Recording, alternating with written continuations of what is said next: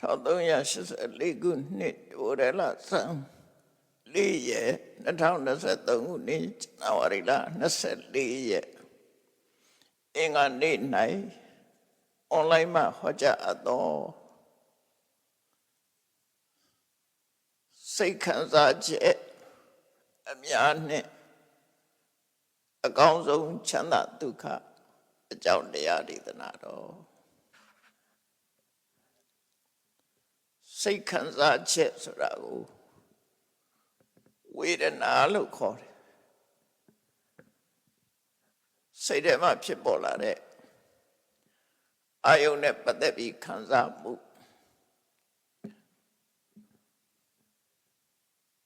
ဝိဓမာသဘောအရစိတ်ခံစားမှုဆိုတာဝေဒနာဆိုတာယောဂကိုပြောတာမဟုတ်ဘူး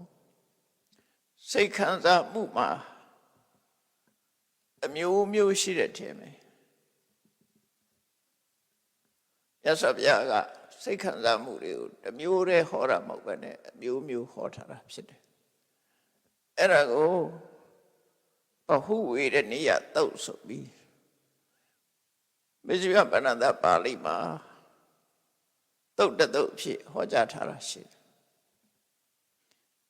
အဲ့ဒီတည်းမဲ့မတ္တဝိယတော့အကောင်းဆုံးချမ်းသာဒုက္ခချမ်းသာဒုက္ခကစိတ်ခံစားမှုနဲ့တင်ပတ်သက်တာမဟုတ်ဘဲနဲ့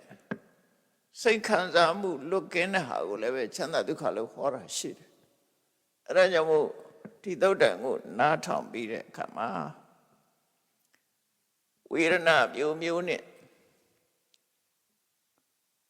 အကောင်းဆုံးချမ်းသာဒုက္ခသိရှိကြအမှာဖြစ်တယ်အဲ့တော့ဘုဝေဒနိယသုတ်တန်ရဲ့ဏိဒံလို့ပြောရမယ်စတင်ထားတဲ့အနေထားကတော့ဆွေးနွေးပွဲတစ်ခုကနေပြီးသို့မဟုတ်ညှင်းခုန်ပွဲတစ်ခုကနေပြီးတော့စတင်လာတဲ့တရားဒေသနာဖြစ်တယ်ရှန္ဒနာရဲ့မှတ်တမ်းအရပြောရမယ်ဆိုရင်မြတ်စွာဘုရားဟာတောဋ္ဌိမြို့အနာရမင်းတထေဆောက်လုပ်လှူဒန်းတဲ့စေရွန်ကျောင်းမှာတရင်သုံးနေထိုင်စဉ်ကအဖြစ်ပြက်တစ်ခုပါတဲ့အဲ့ဒီမှာတောဋ္ဌိမြို့မှာပင်စကင်ကဆိုတဲ့လက်သမားဆရာကြီးတူရှိတယ်ပင်စကင်ကလက်သမားဆရာကြီးစာပေကျမ်းကမှာတော့အထက်ကရာမှာတော့ပင်စကင်ကဆိုတာသူ့နာမည်လို့ခေါ်တယ်လက်သမားတွေအသုံးပြုတဲ့လက်နဲ့ကလည်းပဲ5မျိုးရှိတယ်လို့ဆိုတယ်နော်အဲ့ဒီ5မျိုးရှိတယ်အဲ့ဒီ5မျိုးကိုအကြောင်းပြုပြီးတော့လည်းပဲပင်စကင်ကပင်စကအင်ကလက်နဲ့5မျိုးကိုသုံးချတယ်ဒါလက်နဲ့5မျိုးကတော့စာပေမှာဖော်ပြထားတာကပဲကွက်ရဲ့ပစိန်ရဲ့စူးဆောက်ရဲ့ရိုက်ပုတ်စရာထုတ်ရဲ့နောက်ပြီးတော့ချိန်သီးလို့ခေါ်တယ်ကျိုးနဲ့တက်ထားတဲ့ချိန်နဲ့ချိန်သီးအဲ့ဒီ5မျိုးကိုဆောင်းပြီးတော့တေသားတွေခွဲစိတ်တဲ့ပုဂ္ဂိုလ်တေသားတွေဖြောင်းအောင်ခွဲစိတ်ပြီးတော့တေသားနဲ့ပတ်သက်တဲ့လုပ်ငန်းတွေလုပ်တဲ့ပုဂ္ဂိုလ်တွေကိုထပတိအစာအုပ်တွေတိဆောက်တဲ့ပုဂ္ဂိုလ်ကိုထပတိလို့ခေါ်တယ်အဲ့တော့တမန်အပြင်ထပတိဆိုတာလက်သမားပေါ့သူတို့လက်သမားဆရာကြီးလက်နဲ့5မျိုးကိုင်ဆွဲထားတဲ့လက်သမားဆရာကြီးလို့ဆိုလို့တယ်သူကလည်းတရားနဲ့ပတ်သက်ပြီးတော့ဝါသနာပါတယ်တတိတော့သူနဲ့ရှင်ဥဒ္ဒကြီးဆိုတဲ့ယဟန်နဲ့ဆုံတွေ့ကြတာဆုံတွေ့ပြီးရှင်ဥဒ္ဒကြီးကိုရှ िख ိုးဝှချပြီးတော့ရှင်ဥဒ္ဒကြီးကိုမေးခွန်းတစ်ခုသူကမေးလိုက်တာအဲ့တော့ဒီဥဒ္ဒကြီးဆိုတာလဲစာပေကျမ်းကမှာ3ပါလောက်ရှိတယ် ပထမဥရယီကတော့ကာလဆိုတဲ့စကားလုံးရှေ့ရထည့်တာလို့ကာလုဒယီလို့ခေါ်တယ်အဲ့ဒါတော့မြတ်စွာဘုရားနဲ့ဖွာဘက်တော်အမတ်ကြီးကနေပြီးတော့ရဟန်းဖြစ်လာတယ်အဲ့ဒါကြတော့ကာလုဒယီလို့ပဲသုံးနေရှိတယ်သူကလည်းဒါဥရယီအနေနဲ့တော့တပါးပေါ့နော်ကာလဥရယီအသားညို့လို့ကာလဆိုတဲ့နာမည်ထည့်ထားပုံရမှာအသားရောင်ကလည်းအဲ့ဒီမှာမျိုးစုံရှိတယ်ရှင်သာရိပုတ္တရာနဲ့ရှင်မောဂလန်တောင်အသားရောင်ချင်းမတူဘူးတဲ့ရှင်သာရိပုတ္တရာကအသက်ဖြူအသဝပေါ့ပမာရီရဲ့အသားလို့ဟာမျိုးအသဝလို့ခေါ်တာရှင်မောဂလန်ကြတော့မဟုတ်အသားညို့တယ်အဲ့ဒီနှစ်ပါးကဥပဋိတကောလိတအဲ့ဆိုယောနာတိချင်းတငယ်ချင်းဖြစ်ပေမဲ့လို့အသားရောင်ချင်းမတူကြဘူးဒါကတော့လူဆိုတာကိုကျိုးပေးနဲ့ကိုမျိုးရိုးနဲ့ကိုပဲအသားညိုတဲ့လူကညိုတယ်ဖြူတဲ့လူကဖြူတယ်ဟောရှင်သာရိပုတ္တရာရဲ့အသားရောင်ကိုဖော်ပြတာဥရဏထက္ကရာမှာတွေ့ရှိရတယ်ဒီဥမာနေတော့ကရှင်သာရိပုတ္တရာယုတ်တုနဲ့ရှင်မောဂလန်ယုတ်တုထုတဲ့အခါမှာရှင်သာရိပုတ္တရာယုတ်တုကတော့အဝါရောင်အဖြူရောင်ဆေးဆိုးထားပြီးရှင်မောဂလန်ယုတ်တုကြတော့နက်ပြရောင်အပြာရောင်အညိုရောင်ဆိုးထားတယ်ဘာလို့အဲ့လိုဆိုးတာတော့လို့ဆိုခုနပြောတဲ့အတိတ်ပဲရှင်သာရိပုတ္တရာကအသားဖြူတယ်ရှင်မောဂလန်ကအသားညိုတယ်ဒါကြောင့်မို့လက်ဝဲတော့ရန်လက်ရတော့ရန်ဒီမထေမြတ်နှစ်ပါးရဲ့အသားကိုဖော်ပြထားတာဖြစ်တယ်ပေါ့မာပြေမှာတော့သိပြောလို့မရှိဘူးသို့တော့ထက်ကရာထဲမှာတော့အဲ့တိုင်းပါတာဟုတ်တယ်နော်အဲ့တော့ဒီဥရယီနဲ့ပတ်သက်လာလို့ရှင်လေမြတ်စွာဘုရားဖွာဘက်တော်ဥရယီကအသားညို့လို့ငိုတဲ့ကာလုဒယီကာလဥရယီလို့သူတို့ခေါ်တယ်နောက်တစ်ခါထွားတော့ကြိုင်ကြိုင်ဥရယီတစ်ပါးရှိတယ်အဲ့ဒါကိုတော့မဟာဥရယီလို့ခေါ်တယ်နောက်ဥရယီတစ်ပါးကအသိဉာဏ်နဲ့ထုံထိုင်တယ်အသိဉာဏ်ထုံထိုင်တယ်ပညာသိမတတ်ဘူးဒါပေမဲ့စွာတယ်ဟိုနေရာပါဒီနေရာပါခြင်းအငြိမ့်မနေတဲ့ဥရယီအဲ့ဒီကိုတော့လာလူဒယီလို့ခေါ်တယ်လာဥဒယီလူဆိုတာလေဇယိုက်ဆိုတာရှိတာပေါ့နော်လူဇယိုက်ဆိုတာရှိအဲ့တော့စာပေကျမ်းကမှာဥရယီ၃ပါးရှိတယ်ဒါပေမဲ့ထက်ကရာမှာတော့ဒီဥရယီကိုပညာရှိဥရယီဆိုမဟာဥရယီဖြစ်နိုင်တယ်ပေါ့ကာလုဒယီတော့မဟုတ်အဲ့တော့မဟာဥရယီဆိုတဲ့ကိုရောကြီးဒီမဟာဥရယီနဲ့ပတ်သက်တဲ့ဇာလံလေးတွေလည်းရှိတယ်သူကကြီးကနေသိပ်မုန်းတယ်တခါတော့ကကြီးကနေတက်ပြီးတော့အဲ့တော့ကြီးကနေကိုတက်ပြီးတော့ချိတ်ထားတာလောက်ဖူးတယ်နောက်မှဖះကရှုပ်ချပြီးတော့ကံွယ်ရသူပဲအစားတော့လည်းကြီးတယ်ညကိုဆွမ်းခံစားရတယ်သူကအဲ့ဒီဇာလန်နေလည်းရှိတယ်လက်တုကိကောပမတုတ်ဆိုတာကြတော့ရှင်ဥရယီညဆွမ်းခံစားရတယ်ကိုသူကရမောင်းလည်းထွားတယ်ဖိုက်ခေါင်းကလည်းကျဲတယ်ဆိုတော့တထက်တဲ့နဲ့သူကမလုံတော့ဘူးစားခြင်းတယ်အဲဒါကြောင့်မို့နဲ့လည်းစားတယ်နေ့လည်းစားတယ်ညလည်းစားတယ်ညရင်းချင်းဆွမ်းခံနောက်ပိုင်းကျမှမြတ်စွာဘုရားဆုံးမတဲ့အတိုင်းနောက်ပိုင်းတော်တော်လေးရဟန်းဘဝမှာဝါလေးတော်တော်ရလာမှဘုရားဆုံးမတိုင်းသူကတထက်ပဲစားတော့တာအဲ့ကြတော့မြတ်စွာဘုရားကိုခြေဆုတင်တဲ့အကြောင်းလာရောက်လျှောက်ထားတဲ့သုတ်တံခုနလက်တုကိကောပမသုတ်တံဆို လက်တုကိကဖီလုံးငှက်ငယ်လေးနဲ့ပတ်သက်တဲ့ဥက္ကလေးဥပမာပေးပြီးတော့ဟောတယ်တော့အခုဒီပဟုဝေရဏိယတုတ်မှာစိတ်ခံစားချက်မျိုးစုံနဲ့ပတ်သက်ပြီးတော့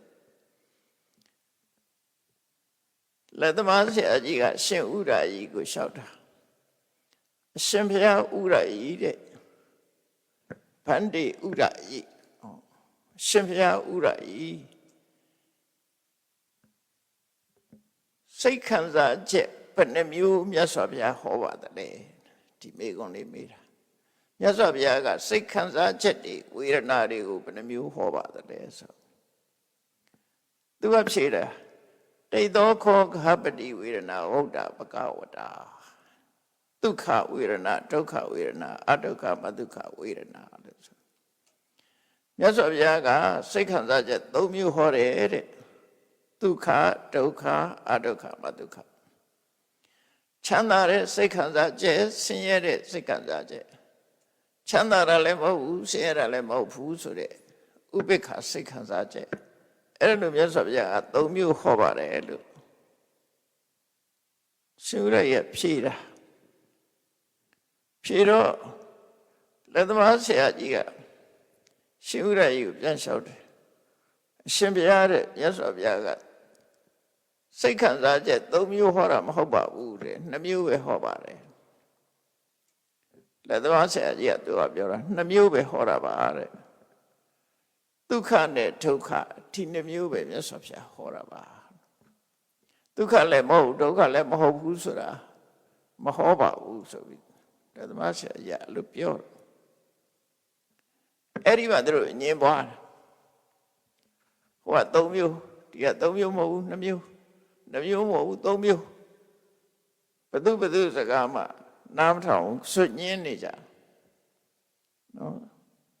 တယောက်နဲ့တယောက်ဆွညင်းနေကြနားလဲအောင်ပြောလို့မရဘူးဥဒ္ဒရာကြီးပြောတာလဲလက်သမားကလက်မခံဘူးလက်သမားဆရာကြီးပြောတာလဲဥဒ္ဒရာကြီးကလက်မခံအဲ့တော့တယောက်နဲ့တယောက်အပေးယူမတည့်ပဲနဲ့ညင်းညခုန်ကြတယ်အဲ့ဒီကနေစပြီးဒီသုတ်တန်ဟောလာတာမြတ်စွာဘုရားနော်အဲ့သူတို့နဲ့တိုက်ရိုက်တွေ့တာတော့မဟုတ်ဘူး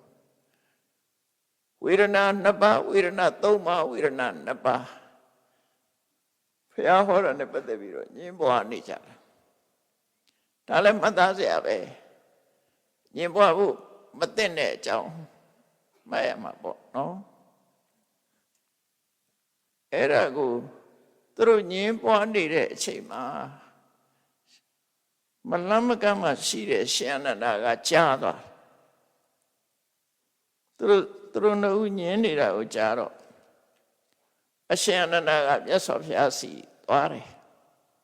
သွားပြီးတော့မြတ်စွာဘုရားကိုတယုတသေးရှိခိုးကတော့ပြုတ်ပြီးတော့သူတို့ညင်းပွားနေတာကိုဘုရားသွားလျှောက်တာ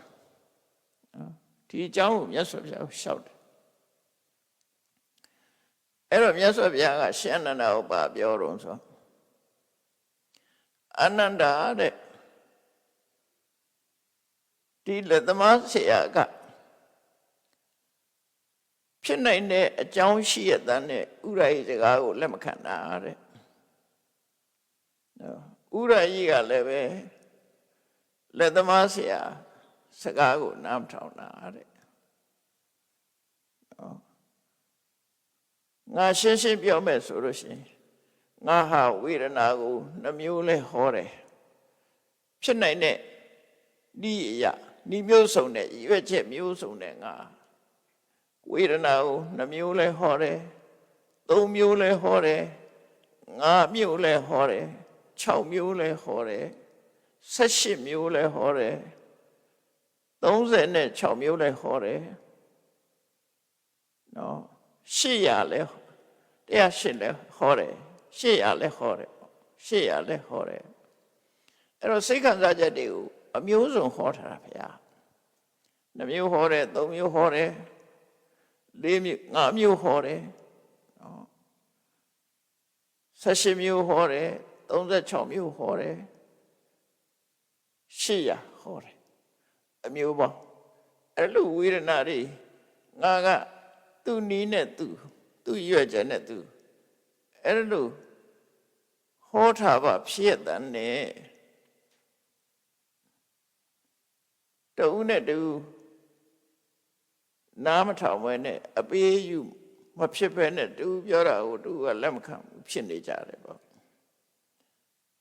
အဲ့ဒီလိုလက်မခံလို့ရှိရင်တူနဲ့တူအငင်းပွားမယ်နှုတ်လန်းထိုးကြမယ်အငင်းပွားတာဝိဝါဒတယောက်ကတပြောပြောတယောက်ကဟိုပြောညဉ့်ညခုံကြတာဗန္ဒနာကလဟခိုက်ရန်ဖြစ်ကြတယ်ညဉ့်နဲ့ခိုက်ရန်ဖြစ်တယ်အယူဆကွဲပြားကြတယ်ကွဲပြားတဲ့အခါကျတော့နိမဲငဆမုခတတ္တိ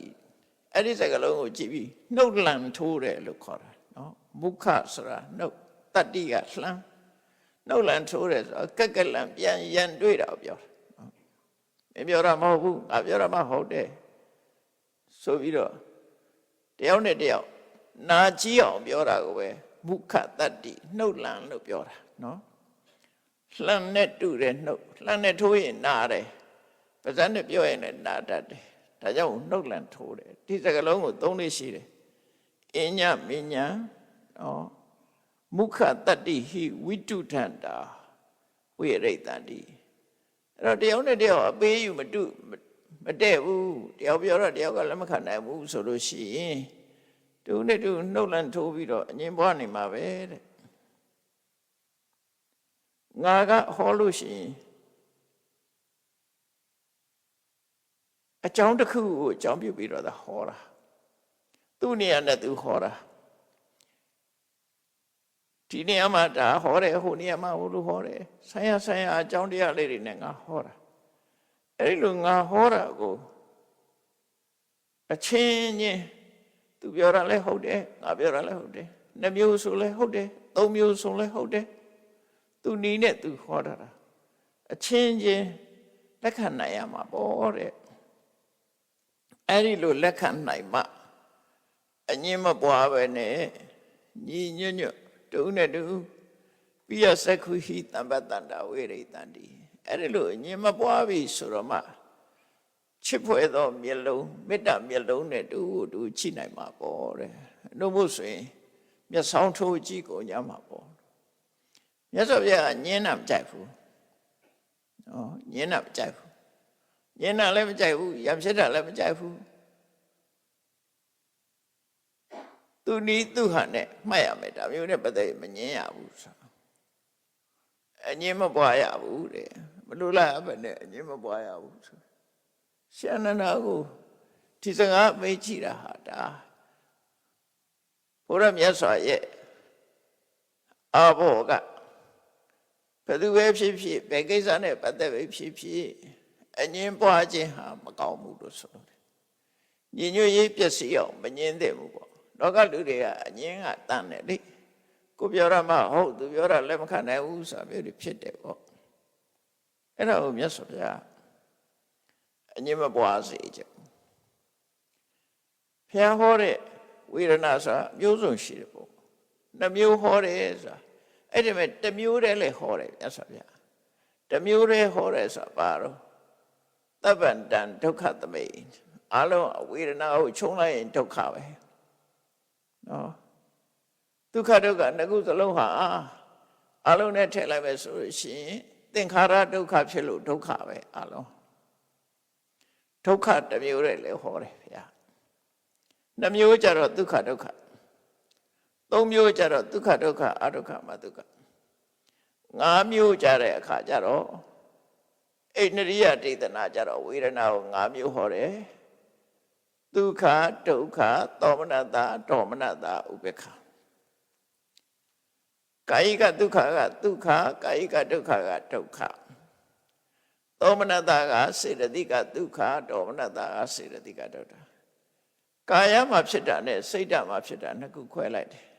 ဥပေက္ခကြတော့တစ်မျိုးတည်းပဲထားတယ်အဲ့ဒါငါးမျိုးလို့ခေါ်တယ်အဲ့ဒါလို့ငါးမျိုးလဲဟောတာပဲအဲ့တော့6မျိုးလဲဟောတာပဲဘာဖြစ်လို့တော့ဆိုရင် ဒွါရ6ပါးရှိတယ်စက္ခုတံပတ္တဇာဝေဒနာစက္ခုတံဖတ်တာကြောင့်ဖြစ်တဲ့ဝေဒနာမျက်စိကမြင်ပြီးတော့ဖြစ်တဲ့ဝေဒနာသောတတံဖတ်တာဇာဝေဒနာ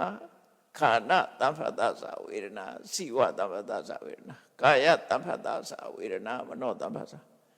ဒွါရ6ပါးမှာဝေဒနာ6ပါးဖြစ်လို့အဲ့လိုလဲ6မျိုးလဲဟောတာရှိတယ်လို့သူတို့ဆိုတယ်ပေါ့နော်အဲ့လိုဝေဒနာတွေကိုအမျိုးစုံမြတ်စွာဘုရားဟောသွားတာအဲ့ဒါကိုငါဟောတာကိုသဘောပေါက်နားလည်ပြီးဒီနေရာမှာတော့2မျိုးဟောတယ်ဒီနေရာမှာ3မျိုးဟောတယ်ဒီနေရာမှာ6မျိုးဟောတယ်36မျိုးဟောတယ်တရားဟောတယ်ဒါတယောက်နဲ့တယောက်နားလည်ပြီးတော့လက်ခံတဲ့နေပေါ့အဲ့တော့လက်မခံတာဟာမှားယွင်းနေချင်းချင်းညှိနှိုင်းပြီးတော့လက်ခံတဲ့လက်ခံခြင်းရဲ့အကျိုးကဘာလို့ဆိုရင်တုံးနဲ့တူမေတ္တာမပြတ်ဖဲနဲ့နော်ညီညွတ်ညွတ်နဲ့အငြင်းမပွားပဲနဲ့စိတ်ချမ်းသာကိုယ်ချမ်းသာနေနိုင်တယ်အငြင်းပွားပြီဆိုရင်တူပေါ်တူမကျေနပ်မှုတွေနဲ့နှုတ်လန်းထုံးမှုတွေနဲ့ဖြစ်တတ်တယ်လို့ရှင်နန္ဒကိုဒီလိုမိတ်ပြီးတော့မြတ်စွာဘုရားဟာချမ်းသာဒုက္ခဝေဒနာနဲ့ပတ်သက်ပြီးတော့အများဆုံးဟောတယ်ရှင်းပြတယ်ဒုက္ခဝေဒနာနဲ့ပတ်သက်ပြီးဘာဖြစ်လို့ဒါကဒုက္ခဝေဒနာတစ်မျိုးတည်းကိုရှင်းလို့ဆိုတော့ဒုက္ခဆိုတာတော့အများကြီးမရှိဘူးနော်ဒုက္ခကစာပေကျမ်းကမှာဒုက္ခဝေဒနာလို့ဟောတဲ့အခါမှာဒုက္ခ3မျိုးမှတ်ထားတဲ့နော်ဒုက္ခလို့ဟောတဲ့အခါမှာဒုက္ခဒါတစ်ခုဒုက္ခကိုနှစ်ထပ်ကွမ်းသုံးထားတာဒုက္ခညီးတာမဟုတ်ဘူးနော်ဒုက္ခညီးတာကတော့ဒုက္ခအဲ့ဒါကအဘိဓိလို့ခေါ်တယ်ဒါကတော့ဒုက္ခဆိုတဲ့အတိုင်းတကယ်ဒုက္ခလို့ပြောလို့တာနှစ်ထပ်ကွမ်းပြောတာနောက်ပြီးတော့ဝိပရိနာမဒုက္ခပြောင်းလဲသွားတဲ့ဒုက္ခနောက်ဆုံးတစ်ခုကသင်္ခါရဒုက္ခလို့အဲ့သုံးမျိုးကခွဲလေးရှိတယ်အဲ့ဒါလေးကိုသတိထားနံပါတ်1ကဒုက္ခနံပါတ်2ကဝိပရိနာမဒုက္ခဝိပရိနာမဒါကြီးနဲ့ပြောင်းလဲသွားတဲ့ဒုက္ခသင်္ခါရဒုက္ခအဲ့ဒါဒုက္ခဆိုတာဘယ်ဟာခေါ်တာတော့ဆိုရင်တကယ်ခန္ဓာကိုယ်ပေါ်မှာနာကျင်ကြိုက်ခဲတဲ့ကာယကဒုက္ခဒါတစ်ခုစိတ်ဆင်းရဲတဲ့ဒုက္ခက2ခုဒေါသမှုတွေဆိုတာဒေါသနဲ့ရှင်တဲ့စိတ်က2ခုရှိတယ်အဲ့ဒီမှာဒုက္ခဆိုဒီမှာကာယကဒုက္ခရဲ့အဲ့ဒါကိုအပြီးတော့မှကျတော့ဒုက္ခသဟကိုကာယဝိညာဉ်စိတ်ကာယကဒုက္ခဒါတစ်ခုစေတသိကဒုက္ခကျတော့2ခုရှိတယ်ဒေါသမှုတွေဒေါမနတလို့လည်းခေါ်တယ်အဲ့ဒါက2ခုပေါင်းလိုက်တော့3ခုအဲ့ဒီ3ခုကကိုယ်ဆင်းရဲမှုစိတ်ဆင်းရဲမှုအဲ့ဒီ3ခုဟာဒုက္ခဆိုတဲ့အတိုင်းတကယ်ကိုလူသိများတဲ့ဒုက္ခခန္ဓာကိုယ်မှာဖြစ်ပေါ်နေတဲ့နာကျင်ကြိုက်ခဲမှုလူတိုင်းသိတယ်ဒုက္ခခေါင်းကြိုက်တယ်ကြောအောင်တယ်ခါနာတယ်ဒူးနာတယ်သွားကြိုက်တယ်အဲ့ဒါတွေကကာယကဒုက္ခလို့ခေါ်တယ်စိတ်ညစ်တယ်စိတ်ဆင်းရဲတယ်လောကကြီးမှာမပြောဘူးဝမ်းနေတယ်ဆိုတာအဲ့ဒါစေတသိကဒုက္ခအဲ့ဒီဒုက္ခတွေကိုလူတိုင်းကသိတယ်သိတာထင်ရှားတဲ့ဒုက္ခအဲ့ဒါကိုဒုက္ခလို့ပြောတာနော်ဒုက္ခသည်3ခုရှိတယ်ဒုက္ခဆိုတဲ့အတိုင်းတကယ်ဆင်းရဲတာတွေအဲ့ဒါတွေနောက်ဝိပရိနာမဒုက္ခဆိုပြောင်းလဲသွားလို့ဖြစ်ရတဲ့ဒုက္ခအဲ့ဒါဘာကိုခေါ်တာတော့ဆိုဒုက္ခနဲ့သောမနတကိုခေါ်တာဒုက္ခဝေဒနာကကာယကဒုက္ခသည်ဒုက္ခဝေဒနာ နော်စေရတိကဒုက္ခသည်သောမနတအဘိဓမ္မာနဲ့ပြောမယ်ဆိုရင်သောမနတတာအကုန်စိတ်62ခုနဲ့ဒုက္ခတောကာဝဉ္ဇဉ်စိတ်တစ်ခုအလုံး63ခုဟာဒုက္ခသည်သူ့ဟာသူနေရင်ဒုက္ခနဲ့သောမနတသည်သူ့ဟာသူနေရင်ဒုက္ခအဲ့ဒီဒုက္ခသည်ပြောင်းလဲသွားတာနဲ့တပြိုင်နက်ဒုက္ခလို့ဆိုလိုတယ်နော်ဒုက္ခဝေဒနာဆိုဒီတိုင်းမနေဘူးလေအပြောင်းလဲဖြစ်သွားတာဒုက္ခဝေဒနာကုံဆုံးလိုက်တာနဲ့ဒုက္ခဖြစ်သွားတယ်အဲ့ဒါကြတော့ဒုက္ခဒုက္ခဝေပရိနာမဒုက္ခဆိုတာဘယ်သူခေါ်တာတော့ဒုက္ခနဲ့သောမနတကိုခေါ်တယ်လို့အကျဉ်းချုပ်မှတ်တာဒုက္ခဝေဒနာနဲ့ဝေဒနာ5ပါးနဲ့ပြောမယ်ဆိုရင်ဒုက္ခဝေဒနာနဲ့သောမနတဝေဒနာကိုဝိပရိနာမဒုက္ခလို့ခေါ်တယ်သင်္ခါရဒုက္ခဆိုတော့ဝေဒနာထဲမှာရှိတဲ့ဥပိ္ပခဝေဒနာသူဒီမမြဲသည့်အတွက်ကြောင့်ဒုက္ခတွေထည့်သွင်းထားတယ်။နောက်ကြံတဲ့စိတ်စေတသိက်တွေအလုံးခုနကဒုက္ခတွေမပါဘူးဒုက္ခသောမနတတွေလည်းမပါဘူးဆိုတဲ့စိတ်စေတသိက်တွေဥပိ္ပခဝေဒနာနဲ့ကြံတဲ့စိတ်စေတသိက်ရုပ်တွေဟာသင်္ခါရဒုက္ခလို့ခေါ်တယ်။ဘာကြောင့်သင်္ခါရဒုက္ခလို့ခေါ်တော့ဆိုရင်မမြဲလို့ဖြစ်ပြီးရင်ပြတ်တဲ့ဟာတွေမို့သင်္ခါရတွေကနေမလွတ်လို့သူတို့သင်္ခါရဒုက္ခသူကတော့ကျဲတယ်အဲ့လိုမှတ်ရမယ်နော်အဲ့လိုမှတ်ဝေဒနာနဲ့တင်ပြောမယ်ဆိုလို့ရှိရင်ဒုက္ခဆိုတာတကယ်ဒုက္ခဒေါမနတကိုခေါ်တယ်ဝိပရိနာမဒုက္ခဆိုတာဒုက္ခနဲ့သောမနတကိုခေါ်တယ်သင်္ခါရဒုက္ခဆိုတာဥပိ္ပခဝေဒနာကိုခေါ်တယ်လို့ဝေဒနာကြည့်ပြောရင်အဲ့လိုပြောနော်အဲ့လိုဆိုလို့ရပေါ့အဲ့ဒါဒုက္ခလို့နာမည်တက်ထားတဲ့တရား၃မျိုးအဲ့တော့မြတ်စွာဘုရားကတခါတည်းဒုက္ခလို့ပဲပြောလိုက်တယ်တခါတည်းဒုက္ခနှစ်ခုပြောတယ်တခါတည်းက၃ခုပြောတယ်အဲ့ဒါသူ့နေရာနဲ့သူ့အကြောင်းနဲ့သူဟောထားတာဖြစ်လို့နားလည်ရမယ်သဘောပေါက်ရမယ်လက်ခံနိုင်ရမယ်အဲ့လိုဆိုလို့တယ်အဲ့လိုမြတ်စွာဘုရားကငါကသူ့အကြောင်းနဲ့သူဟောတာကိုလက်မခံဘဲနဲ့အငြင်းပွားနေလို့ရှိရင်ရှံဖြစ်မှာပဲတဲ့တယောက်နဲ့တယောက်မတည့်တာပဲဖြစ်လိမ့်မယ်ငါသူနီးနဲ့သူဟောတာတဲ့အရာကိုအချင်းချင်းပြန်လာနားလည်မှုပေးတယ်ဆိုလို့ရှိရင်တော့အငြင်းမပွားပဲနဲ့ညီညွတ်ကြမှာပဲတဲ့အငြင်းပွားခြင်းမပွားခြင်းအကြောင်းကိုမြတ်စွာဘုရားရှင်းပြတာကိန္တိတုတ်မှာဆိုလည်းပဲအငြင်းပွားစရာပေါ်လာလို့ရှိရင်မတူရင်မတူဘူးလို့မှတ်ထားတူတဲ့နေရာမှာဆွေးနွေးမယ်အခုခေတ်မှာပြောတာမဟုတ်ဘူးနော်အယူဝါဒချင်းမတူဘူးဆိုလို့ရှိရင်မတူတာဖဲထားတူတာကိုနဲ့သွားကြမယ်လို့ပြောကြတယ်အမြတ်စွာဘုရားဟောလွန်ခဲ့တဲ့နှစ်ပေါင်း2600တဲ့ဟောထားတာအဲ့ဒီဟာနော်တယောက်နဲ့တယောက်လက်တွဲတယ်မိသားစုဆိုတာတယောက်နဲ့တယောက်အမြင်ချင်းညှိလို့မရဘူးဆိုရင်ထားညှိလို့ရတဲ့ဟာနဲ့သွားကြည့်လို့မရတာအသာထားမဆွေးနွေးနဲ့အဲ့ဒါလွတ်ထားလိုက်ပြီးတော့သူနဲ့ကိုယ်သဘောတူတဲ့ဟာနဲ့ဆက်ပြီးအလုပ်လုပ်လောကလူဆိုတာသူ့အမြင်ကိုယ်အမြင်ကွဲပြားခြားနားနေမှာပဲဘယ်တော့မှပေါင်းစပ်လို့ရမှာမဟုတ်ဘူးဒါရှင်နုရုဒ္ဓတို့လိုစိတ်ထားနိုင်မှသာပေါင်းစပ်လို့ရမယ်ရှင်နုရုဒ္ဓတို့တကယ်ချင်း၃ယောက်ကတော့ငါဆန္ဒကိုသာထားငါစိတ်အလိုကိုသာထားသူတို့စိတ်တိုင်းကနေမယ်ဆိုတဲ့အဲ့ဒီလိုထားမှရမှာ၃ခုတစ်စိတ်၂ခုတစ်စိတ်၃ခုတစ်စိတ်အဲ့လိုမှသဘောချင်းအတိုက်ဆိုင်လို့ရမှာအနုဘုဆိုရင်လူဆိုတာနာနိစ္စတရားနာနာဆန္ဒတမေတဖေးတဲ့မွေးတဲ့ညီကိုပြင်းမောင်နှမအရင်ညင်မအရင်တောင်မှပဲတယောက်နဲ့တယောက်မတူစိတ်ဆန္ဒကွက်ပြချမ်းသာတယ်လို့ဆိုလို့တယ်နော်ဧကိစ္စတရားနာမထုံးလပါစိတ်ဆန္ဒချင်းတူတယ်လို့ဆိုတာအလွန်ရခဲ့ပါတယ်တဲ့ဓမ္မရှားပါတယ်နာနိစ္စတရားနာနာထိပုတ်တိက နှလုံးသွင်းမှုတွေမျိုးစုံလူဆိုတာဓမေတွေကမွေးလို့ညီကိုမောင်နှမဖြစ်နေပြီမဲ့လို့စိတ်ဆန္ဒချင်းကြတော့ဓမေတွေကမွေးတာမဟုတ်တော့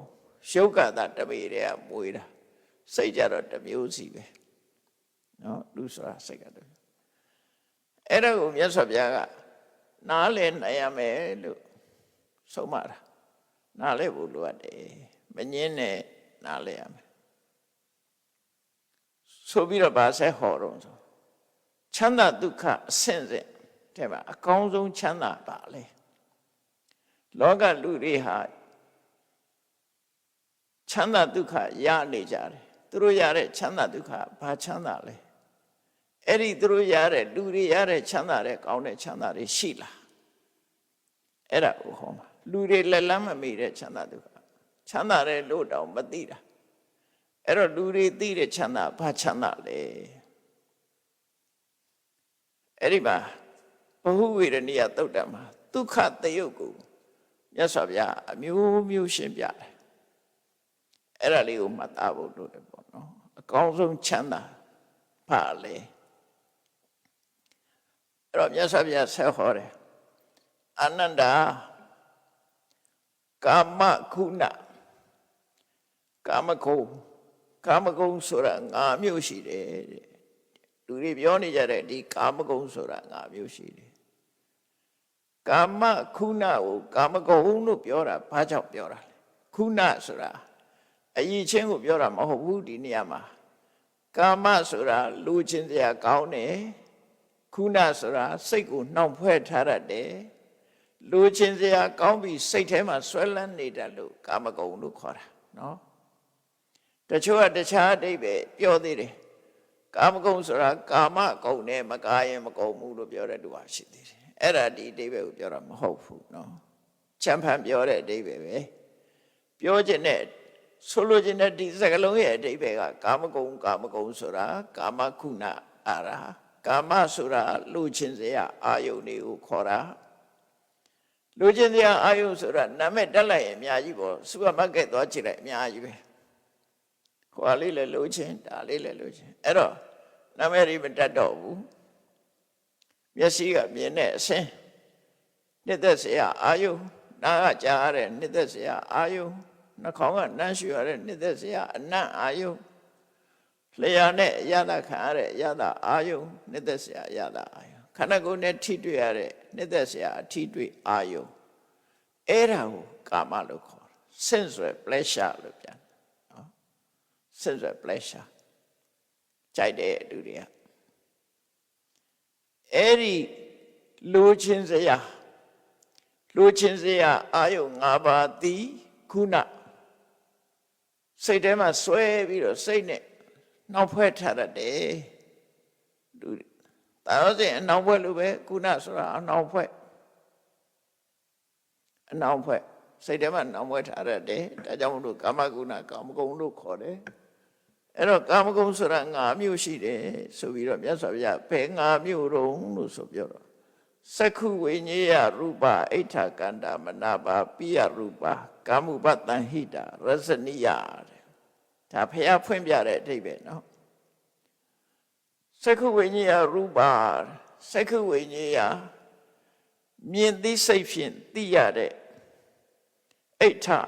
လူချင်းစရာကောင်းတယ်ကန္တနှစ်သက်စရာကောင်းတယ်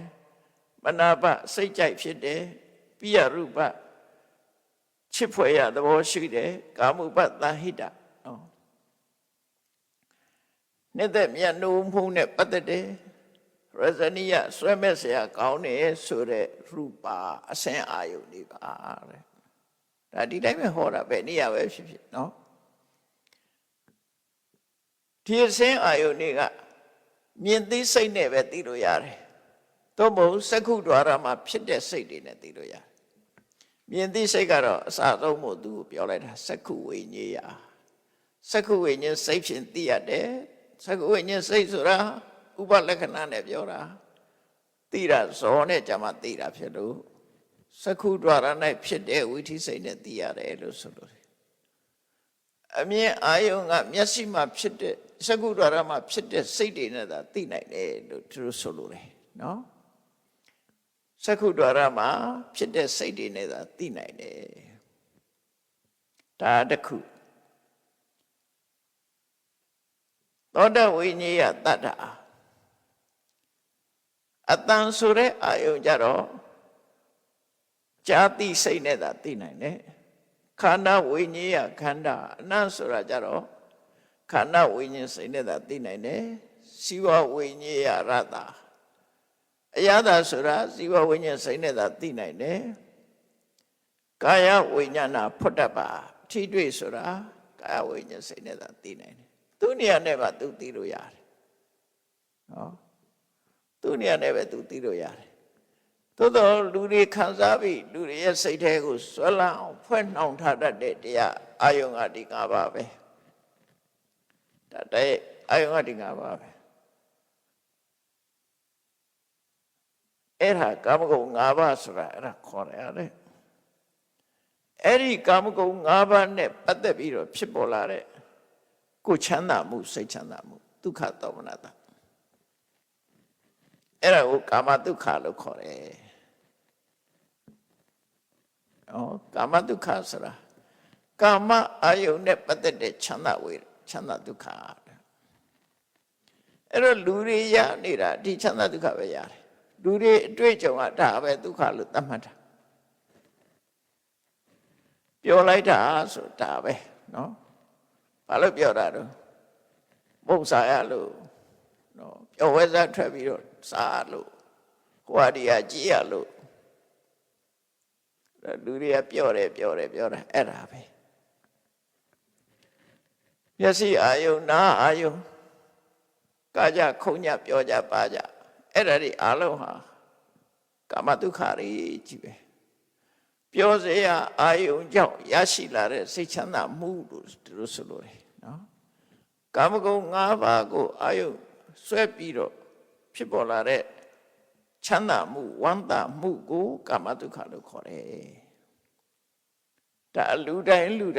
တွေ့ကြုံခံစားရတဲ့ဒုက္ခပဲမခံစားဘူးတဲ့လူရှိမှာမဟုတ်ဘူးလူတွေမကဘူးခွေးတွေလည်းပြောနေကြတာပဲလေအကောင်မလောင်နေလည်းပြောကြတာပဲသူတို့ရတဲ့ချမ်းသာဒုက္ခလည်းကာမဒုက္ခပဲတိရစ္ဆာန်တွေတကောင်ရကြတယ်ကာမဒုက္ခတော့ကာမဒုက္ခလူတွေရင်ခံစားလို့ရတာမဟုတ်တိရစ္ဆာန်တွေလည်းခံစားနေကြတရဝါတွေအများဆုံးကဒီကာမဒုက္ခပဲခံစားကြရတာများတယ်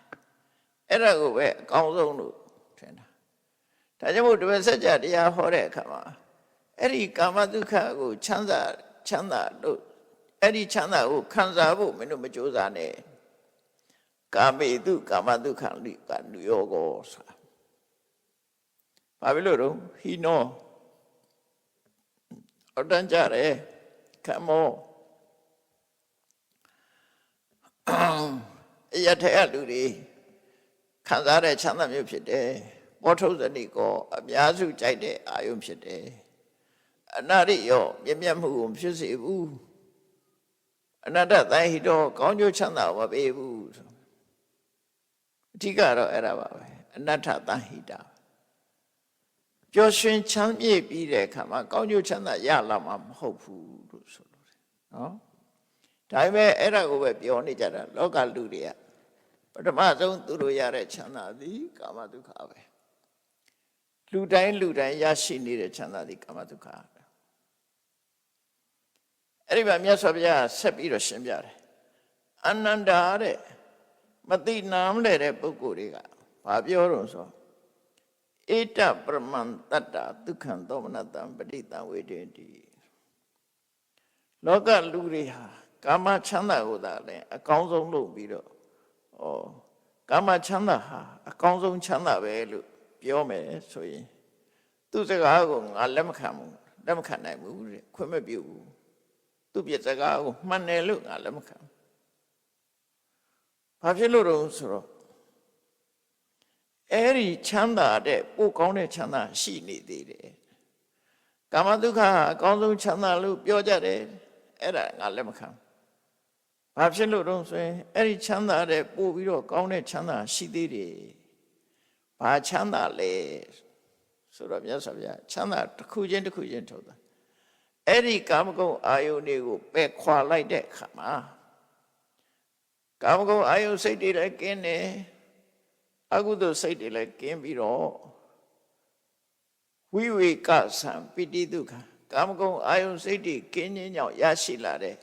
နှစ်သက်မှုကျေနပ်မှုဆိုတဲ့ပထမဇန်ချမ်းသာဟာကာမချမ်းသာတဲ့ပူချမ်းသာတယ်ကာမချမ်းသာဆိုတာခံစားမှများလာရင်မောဟိုက်လာညှင်းငွေ့လာပထမဇန်ချမ်းသာဆိုတာက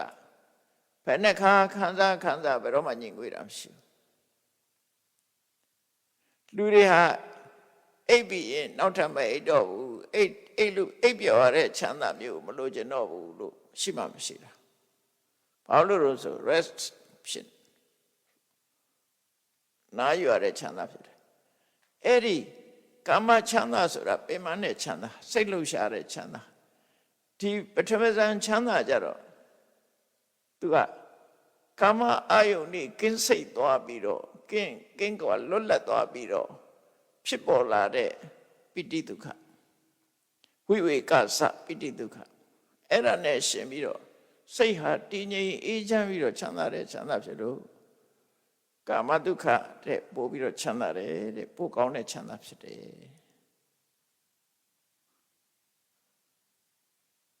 အဲ့ဒီမှာလည်းပဲပထမဇန်ချမ်းသာရတဲ့ပုဂ္ဂိုလ်ကနေပြီးတော့လောကမှာဒီပထမဇန်ချမ်းသာဟာအကောင်းဆုံးပဲလို့ပြောရင်ငါလက်မခံဘူး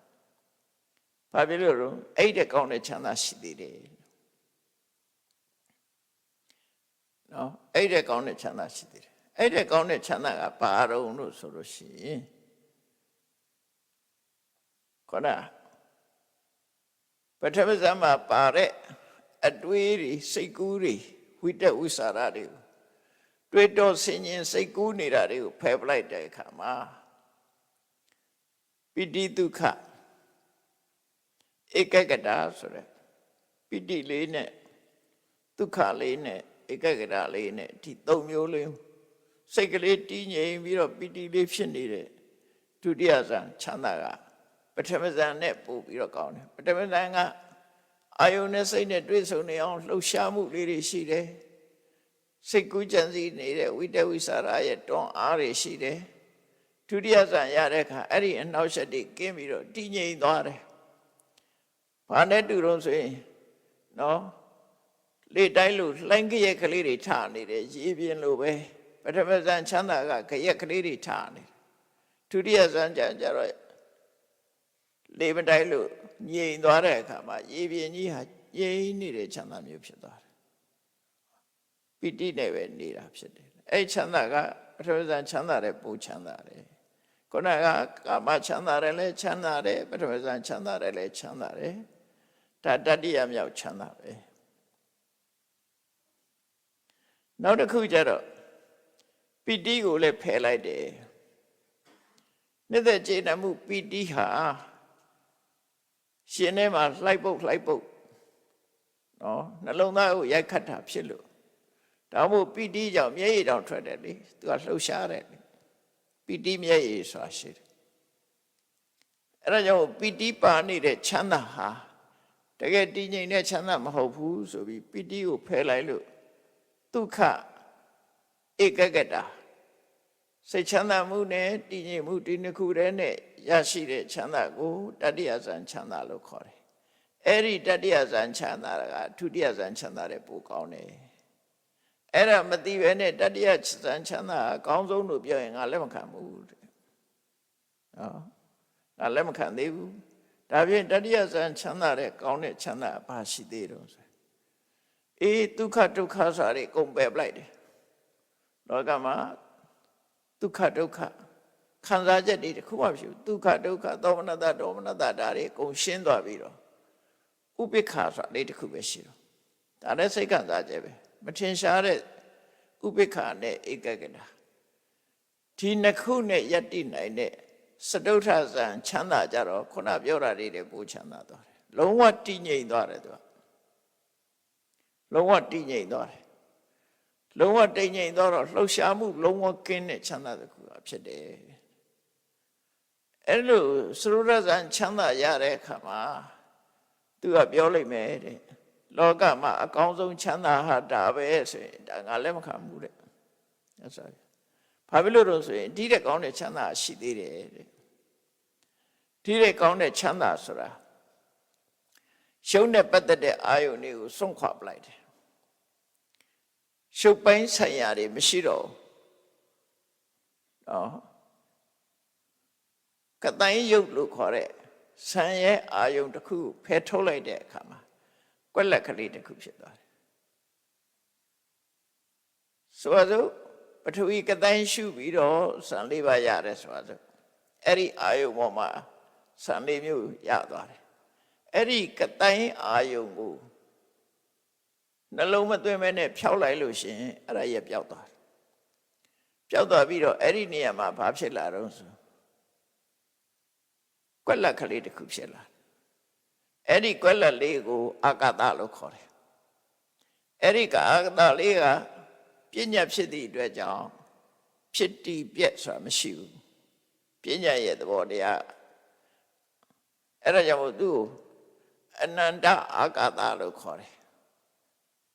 ဖြစ်တာရဲ့ပြက်သွားတာရဲ့အဲ့ဒီအဆုံးနေမရှိဘူးသူ့ကိုအင်္ဂလိပ်လိုတော့ infinite space လို့ခေါ်နော်အဆုံးအပိုင်းအခြားအကန့်အသတ်မရှိတဲ့ space ကွက်လက်ကလေးအဲ့ဒီကွက်လက်ကလေးကိုအာယုံပြုပြီးတော့ဖြစ်နေတဲ့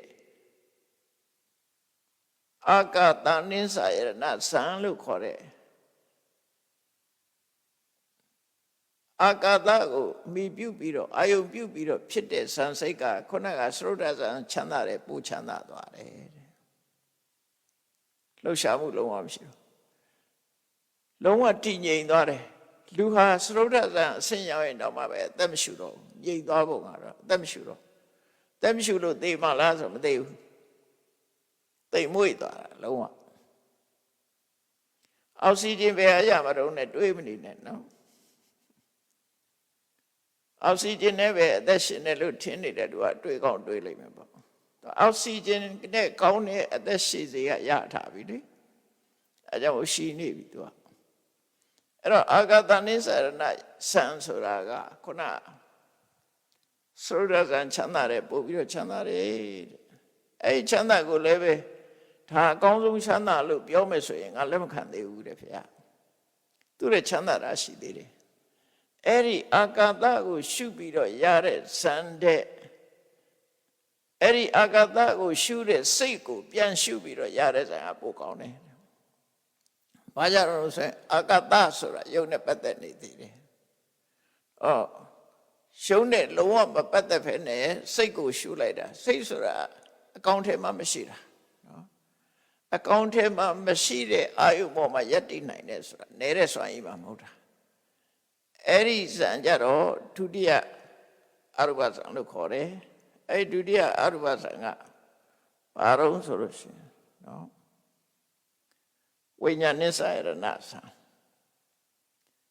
အာဂတနိစ္စယရဏဇံကိုလွန်မြောက်ပြီးတော့ဝိညာဉ်နိစ္စယရဏဇံရသွားတယ်ဝိညာဏအနန္တ physical အာယုပြုပြီးတော့ဖြစ်လာတဲ့ဒုတိယအရူပစိတ်နဲ့ရှင်တဲ့ဇံကပို့ပြီးတော့ချမ်းသာတယ်ပို့ပြီးတော့တည်ငြိမ်သွားတယ်နန္တရားကိုရှုပြီးတော့ရတဲ့ချမ်းသာအဲ့ဒီချမ်းသာကအကောင်းဆုံးပါလို့ပြောပြရင်လည်းငါလက်မခံသေးဘူးတဲ့အဲ့တဲ့ကောင်းတဲ့ချမ်းသာရှိသေးတယ်နော်ဇန်ချမ်းသာတွေအဆင့်နဲ့အဲ့တဲ့ကောင်းတဲ့ချမ်းသာအဲ့ဒီဝိညာဉ်နိစ္စယရဏစိတ်လုံးဝမရှိတော့တဲ့အနေအထားမျိုးရောက်သွားတယ်ဖြောက်လိုက်တဲ့အခါမှာစိတ်တော့မရှိတော့မရှိတာကိုရှုပြီးယက်တည်တယ်ဆိုတာဘယ်လောက်ချမ်းသာမလဲစဉ်းစားကြည့်ပေါ့မရှိတဲ့အာယုံပေါ်မှာယက်တည်တာအဲ့ဒီစိတ်လေးကိုဖြောက်လိုက်လို့မရှိတဲ့အာယုံနတ္ထိဘာဝပညာလို့ခေါ်တယ်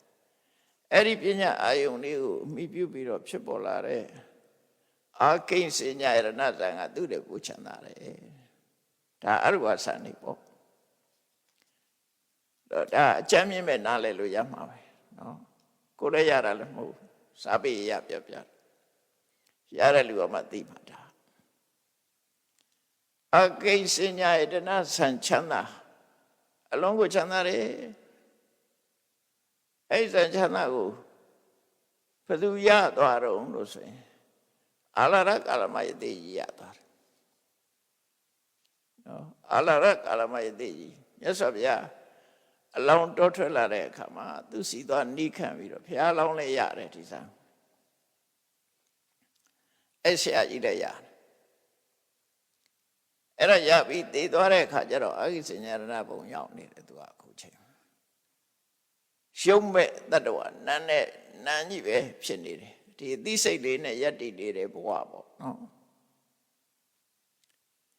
အဲ့တော့ဒီအာဂိစဉ္ညာရဏစံချမ်းသာဟာအကောင်းဆုံးပါလို့ပြောမယ်ဆိုလို့ရှိရင်သူဟာလှုပ်ရှားနေတဲ့တိတာထင်ရှားနေတဲ့နန္တရားတွေရဲ့လှုပ်ရှားမှုတွေရှိနေတယ်နန္တရားတွေရဲ့ဖြစ်မှုတွေရှိနေသေးတယ်ဒါကြောင့်မို့လို့အဲ့ဒါကိုထပ်ပြီးတော့သမထကိုချစ်စဉ်တမာရီကိုတိုးမြှင့်လိုက်တဲ့အခါမှာစိတ်စေတသိက်တွေမရှိသလောက်တိမ်မွေ့သွားတယ်နော်အသိစိတ်တောင်ရှုပ်ဆိုတာအသာထားအသိစိတ်တောင်ပျောက်သွားလောက်အောင်တိမ်မွေ့သွားတဲ့နေဝတိညာနာတိညာနေဝတိညာဆိုတာအမှတ်တိညာလည်းမရှိတော့ဘူးနာတိညာလုံးဝမရှိတာတော့မဟုတ်ဘူးတကွက်ချန်ထားတာနော်မရှိဘူးနည်းနည်းတော့ရှိတယ်တိတာထင်ရှားလောက်အောင်မရှိဘူးအသိစိတ်ဆိုတာတိတာထင်ရှားလောက်အောင်မရှိဘူးသို့တော့နည်းနည်းလေးတော့ရှိသေးတယ်ငွေငွေလေးရှိနေသေးတယ်အဲ့တော့ယုတ်လည်းမရှိနာလည်းမရှိဘူးဆိုတဲ့အချိန်မှာလုံးဝချမ်းသာတာပေါ့မချမ်းသာတာကအဲ့ဒီယုတ်တိနာနေကြောင့်မချမ်းသာတာကိုအဲ့တော့ဒီနေဝတ္တဉာဏတဉာရဏဆံဟာချမ်းသာတယ်တဲ့ခုနပြောတာတွေလည်းပိုချမ်းသာတယ်ဒါပေမဲ့တစုံတယောက်ကနေပြီးတော့နေဝတ္တဉာဏတဉာရဏဆံအချမ်းသာဆုံးလားအချမ်းသာဆုံးလို့ပြောရင်ငါလက်မခံဥရကရာမဗုဒ္ဓမှာရာမဆရာကြီးကအဲ့ဒီဇန်ထိရသွားတယ်ဘုရားလောင်းကလည်းပဲဒီခံပြီးတော့အထုတော်နေဝတ္တဉာဏတဉာရဏထိအောင်ရောက်သွားတယ်ရောက်ဖူးတယ်ဒီချမ်းသာမျိုးရဘူးတယ်ဘုရားလောင်းက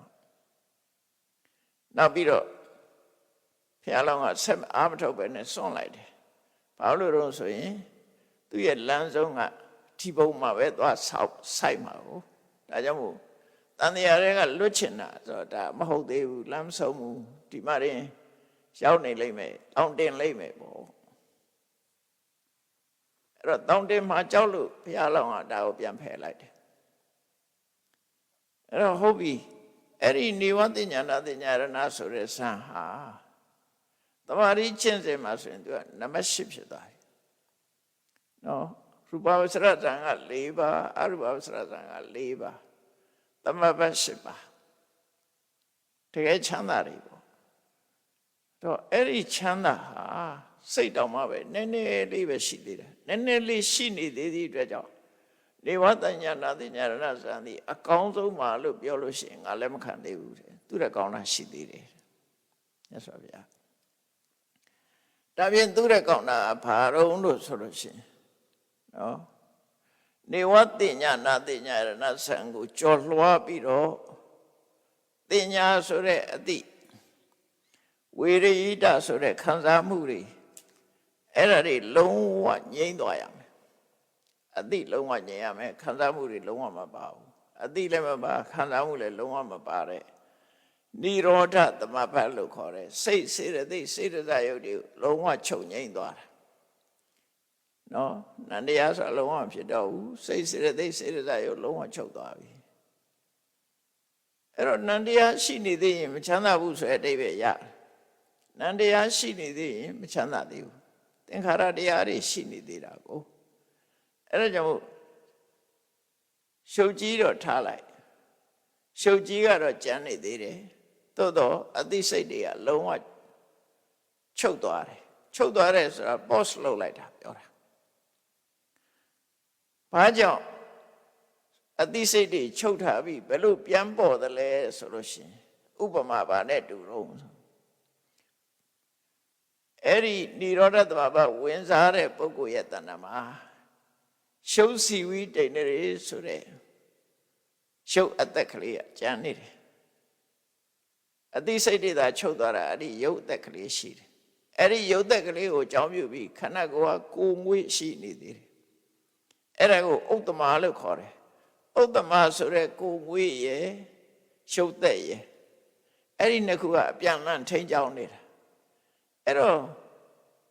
အသိစိတ်တွေချုပ်သွားတော့ချုပ်သွားတယ်ဆိုတာအကြောင်းမရှိလို့မဖြစ်တော့တာကိုပြောတာဘယ်ရောက်သွားတော့လို့မစဉ်းစားနဲ့ငကိုယ်ထဲမှာအကြောင်းပေါ်မှာဖြစ်တာ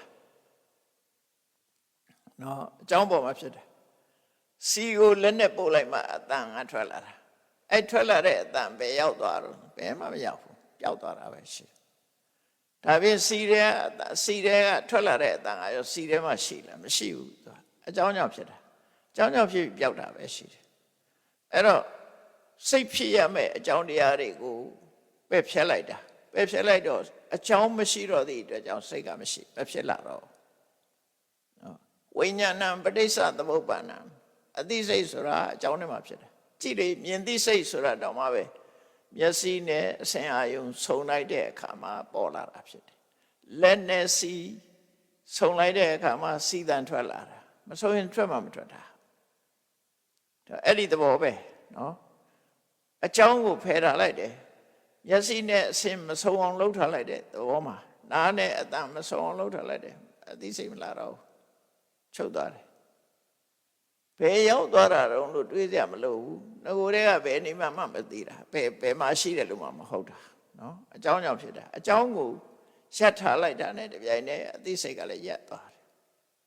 ဒါပြင်အသိစိတ်ကဘယ်လိုလုပ်ပြန်ပေါ်လာတော့ဆိုခုနကပြောတဲ့ရုပ်စီဝိတလေးကမိခဲလေးနဲ့မိချီခဲလေးနဲ့အလားတန်တူတယ်သူ့ကိုပြဖုံးထားလိုက်တဲ့ကအဲ့ဒီမိချီခဲလေးက5 နာရီ10 နာရီအဲ့လိုအကြာကြီးနေနိုင်တယ်ငယ်တုန်းကတွေ့ဘူးတယ်အဲ့ဒါ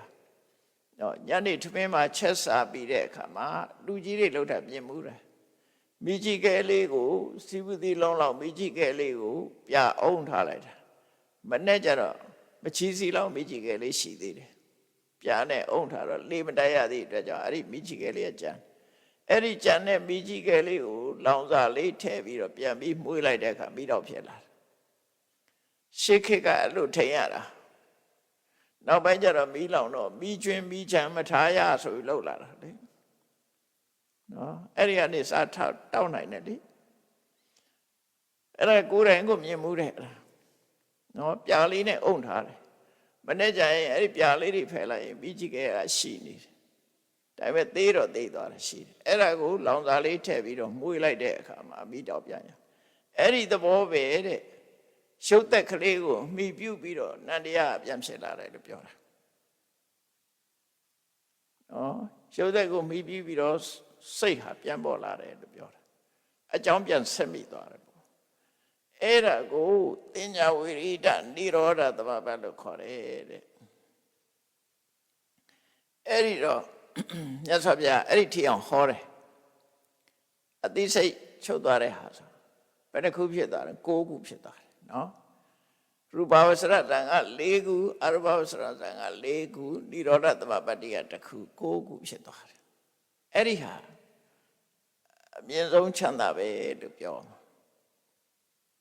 ချမ်းသာတဲ့မှာအဲ့ဒါအမြင့်ဆုံးအကောင်းဆုံးချမ်းသာတဲ့အဲ့ဒီမှာဒီအဆင့်ကိုဘုရားဟောတဲ့တရားကိုနားလည်မှုမရှိတဲ့အညာဒိဋ္ဌိယလို့ခေါ်တဲ့အခြားဘာသာအယူဝါဒမှာနေကြတဲ့ပုဂ္ဂိုလ်တွေကနော်ခောရမကတင်ညာဝိရိဒနိရောဓသမဘတ်ကိုဟောတယ်တဲ့ဟောပြီးတော့အဲ့ဒီနိရောဓသမဘတ်ကိုချမ်းသာဆုံးလို့ပြောတယ်တဲ့အဲ့ဒီမှာသူတို့ကမေးခွန်းထုတ်ကြတယ်တယိတံကိဉ္တုတယိတံကထံတုဘယ်လိုလဲဘာမှမရှိတော့တဲ့စိတ်စေရသိစေရတာယုတ်ဒီချုပ်သွားတဲ့ဒီနိရောဓသမဘတ်ကိုယဟန်ဂေါရမဒုက္ခလို့သတ်မှတ်တယ်ဘယ်လိုလဲဘာလဲပြောလို့ယဟန်ဂေါရမပြောတဲ့စကားဘာလဲပဲလဲပေါ့သူတို့နားမလဲဘူးပေါ့ဘာလဲပဲလဲမိခွန်းတွေထုတ်လာကြတယ် အဲ့ဒီလိုမေခွန်းထုတ်လာတဲ့အညဒိဋ္ဌိယပြပိုက်တွေကိုဒီလိုပြောတဲ့မင်းတို့ဒီလိုဖြစ်ရမယ်တဲ့ငါလူတို့ခေါ်တော့မြတ်စွာဘုရားကဒုက္ခဝေဒနာကိုသာလင်းဒုက္ခချမ်းသာဒုက္ခလို့သတ်မှတ်တာမဟုတ်ဘူးနော်ချမ်းသာမှုရနိုင်တဲ့နေရာတိုင်းကိုမြတ်စွာဘုရားဒုက္ခလို့သတ်မှတ်တယ်အဲ့ဒါအနောက်ရှက်လုံးဝကင်းတဲ့ချမ်းသာဒုက္ခဖြစ်တယ်ပေါ့နော်နာခောအာဟုသောဘဂဝါဒုက္ခယေဝဝေဒနာဒုက္ခသမိပညာတိခံစားရတဲ့ဒုက္ခကိုသာလဲဒုက္ခလို့သတ်မှတ်တာမဟုတ်ဘူးတဲ့နော်အဲ့တော့လွတ်ကင်းပြီးတော့ငြိမ်းချမ်းတဲ့ချမ်းသာကိုလည်းပဲမြတ်စွာဘုရားဒုက္ခလို့သတ်မှတ်တယ်ဆိုလိုတဲ့အတိပ္ပယ်ကခံစားရမှဒုက္ခမဟုတ်ဘူးမခံစားရရင်လည်းဒုက္ခပဲလို့ပြောတာနားလည်ဖို့ရတော့အဲ့လိုပဲနော်လူတွေကသိတာစိတ်ခံစားရမှဒုက္ခဖြစ်တယ်စိတ်မခံစားရရင်လည်းဒုက္ခဖြစ်တယ်ဆိုတာကိုပြောတာစိတ်ခံစားမှုဆိုတာဟာထာဝရမြဲတဲ့အရာမှမဟုတ်တာအဲ့တော့ပြောမှာဝေရိဒဒုက္ခအဝေရိဒဒုက္ခစိတ်ခံစားမှုနဲ့ပတ်သက်တဲ့ဒုက္ခတစ်ခုစိတ်ခံစားမှုနဲ့မပတ်သက်တဲ့ဒုက္ခတစ်ခုလို့အဲ့တော့စိတ်ခံစားမှုမပါတဲ့ချမ်းသာကိုလည်းပဲမြတ်စွာဘုရားချမ်းသာလို့ဟောတယ်ဒါကြောင့်မို့နိဗ္ဗာန်ပရမန်ဒုက္ခနိဗ္ဗာန်စီအကောင်းဆုံးချမ်းသာလို့ဆိုတာနိဗ္ဗာန်ဘာမှမရှိဘဲနဲ့ခံစားမှုဝေဒနာမရှိဘဲနဲ့ဘယ်လိုချမ်းသာတော့ခန္ဓာတိဥရယီဆိုတဲ့ကိုယ်တော်ကရှင်သာရိပုတ္တရာကိုမေးခွန်းထုတ်တယ်ရှင်သာရိပုတ္တရာကတရားဟောတဲ့အခါမှာ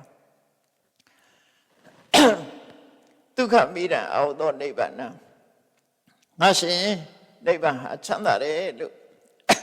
ငါရှင်တို့နိဗ္ဗာန်ချမ်းသာတယ်လို့ဟောတော့အရှင်ဘုရားနိဗ္ဗာန်မှာဒုက္ခဝေဒနာမရှိဘူးမဟုတ်လားဘာလို့ချမ်းသာတယ်လို့ပြောနိုင်တာတော့ဆိုအဲ့ဒီဒုက္ခဝေဒနာမရှိလို့ကိုချမ်းသာတယ်လို့ပြောတာရှင်သာရိပုတ္တရာအဲ့လိုပြန်ဖြေတယ်ဒုက္ခဝေဒနာရှိနေသေးရင်ဆင်းရဲလာမှာလေဆင်းရဲကလုံးဝလွတ်ကင်းသွားတာအဲ့ဒါမရှိမှအဲ့ဒါကြောင့်မို့ဒါကလူတွေနားလည်ဖို့ခက်တဲ့ဒုက္ခလို့ခေါ်တယ်ဒါကိုပဲတန်တိဒုက္ခနော်သင်္ခါရတွေငြိမ်းသွားတဲ့ဒုက္ခတန်တိဒုက္ခလို့ခေါ်တယ်အဲ့ဒီဒုက္ခမျိုးဟာစိတ်ခံစားမှုရှိတဲ့ဒုက္ခတဲ့စားလိုက်ရင် तू ကပို့ပြီးတော့ချမ်းသာတယ်လို့ပြောအနှောက်အယှက်ကင်းတဲ့ချမ်းသာဖြစ်တယ်အဲ့ဒီလိုမြတ်စွာဘုရားကရှန္ဒနာကိုရှင်းပြတော့ရှန္ဒနာကမြတ်စွာဘုရားဟောတာကိုဝါမြောက်ဝန္တာတာလို့ခေါ်တယ်ဒါကဘဟုဝေရဏိယသုတ်တံမှာမြတ်စွာဘုရားဟောတဲ့စကားရပ်တွေပဲဖြစ်တယ်တရားချစ်ခင်သူတော်တဲ့ပြိဿပေါင်းတို့ဒုက္ခချမ်းသာဆိုတာဟာအစဉ်စဉ်ရှိတဲ့အကြောင်းအကောင်းဆုံးချမ်းသာဒုက္ခသည်အဝေရိဒဒုက္ခဘာမှမခံစားရတဲ့ချမ်းသာကပိုချမ်းသာတယ်ခံစားနေရတဲ့ချမ်းသာတွေမှန်သမျှဘယ်ဟာမှမမြဲဘူးအလုံးတော့ဒုက္ခရောက်ဒုက္ခတွေနဲ့ရောရှက်နေတယ်လို့ဆိုတာကိုမှတ်သားနာယူပြီးတော့အကောင်းဆုံးချမ်းသာရအောင်ကြိုးစားအားထုတ်နိုင်ကြပါစေကုန်သတည်း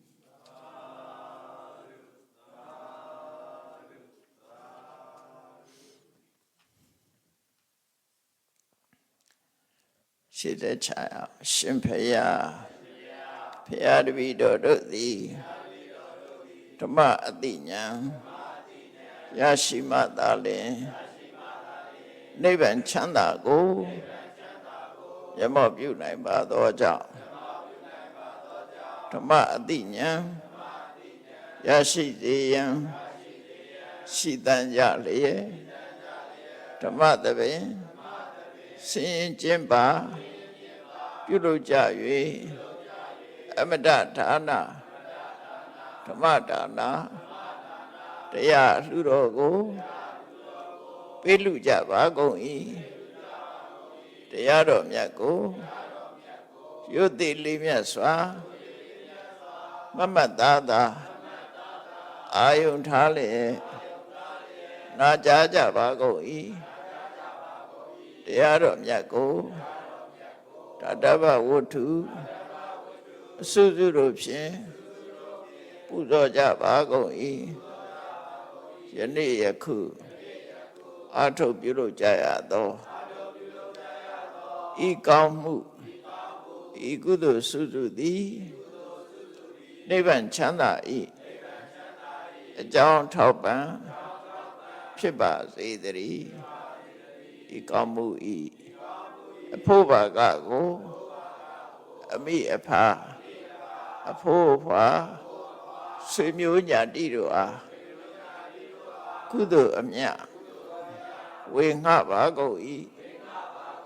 သာသနာတော်ဆောင်းနှင့်လောကဆောင်းနှင့်တို့အားကုသိုလ်အမြတ်ဝေငှပါကုန်၏30ဘုံကျင့်ဒီကုန်သောလုံးစုံများစွာ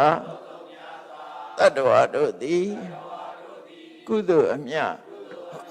ကိုယ်စီရကြကုန်သည်ဖြစ်၍ကိုယ်စိတ်နှပြချမ်းသာကြသည်ဖြစ်ကြပါစေကုန်သတည်း